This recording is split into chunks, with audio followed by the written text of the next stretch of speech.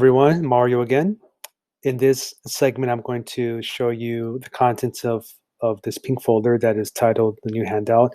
And I'm going to open this and show you what's inside. So in another video, I talk about these are the templates and activities. For this one, I'm going to briefly or hopefully just go over the infographics. And these are, I guess, alternatives to handouts in the virtual classroom, which can also be used in the regular classroom, that you might want to consider. They're meant to be engaging and fun, which I think are great assets in the classroom learning. You have these different titles, but the best thing to do, of course, is click through some of these. You have a total of 8 or so.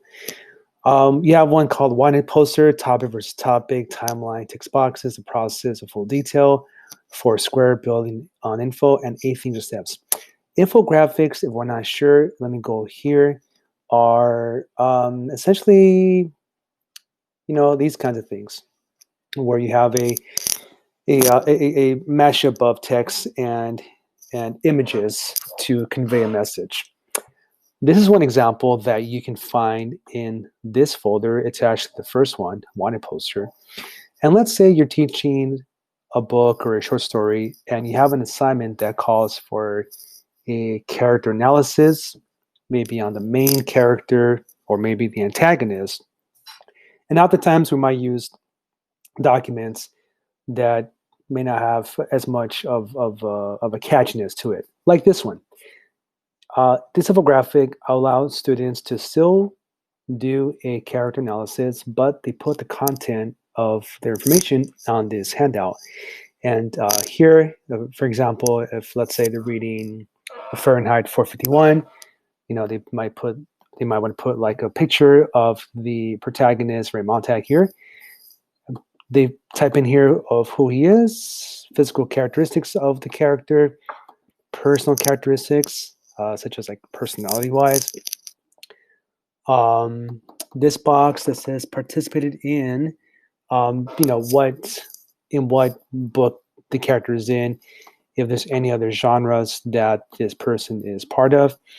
And I guess reporting officer, your name, I guess that's to make it fun for students. And I guess the student puts his name or her name, which then tells you who did the handout. Okay. Infographics, again, it's a mashup of information with graphics to make something that's nice to look at. It's engaging.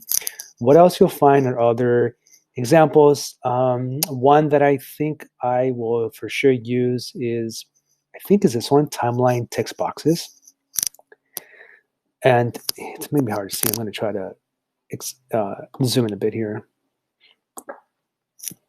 But this is great to use if you have an assignment in which you ask students to provide a timeline of key events in a chapter, in a story, or if you're teaching a particular part of history, this could be a handout and they put a title at the very top. They have all this verbiage, I guess you could just like get rid of it or have students write something else in there. The name of the text and then the header. So let's say they are trying to summarize key events in a short story. They put a header here for maybe like the opening segment, the opening scene, the description, right here as well, header, they put a text. And you kind of see like the information staggers from left to right until they get to the bottom, right? Great activity to have students do. And then I'll do like another infographic here. Maybe let's do the 8 things or steps. Again, tiny, but in this infographic, you probably would use it for any assignment that calls for students to explain steps to a process, or if there's a particular order that they need to know of a certain task or historical event. This could be a great thing to fill out. Let's say you have a class that they have to describe the steps to proofreading an essay, and maybe it's something you've already talked about in class. Then you just go ahead and put, step 1, maybe they think about the topic. Step 2, they brainstorm for ideas. Step 3, compose a draft. Like it's really open. It's a total of 8 steps. If it's more than you need, you can just delete the content that's here. And you have other opportunities for, or students have other opportunities to insert images of their choice. Hopefully that is relatable to the content of the handout.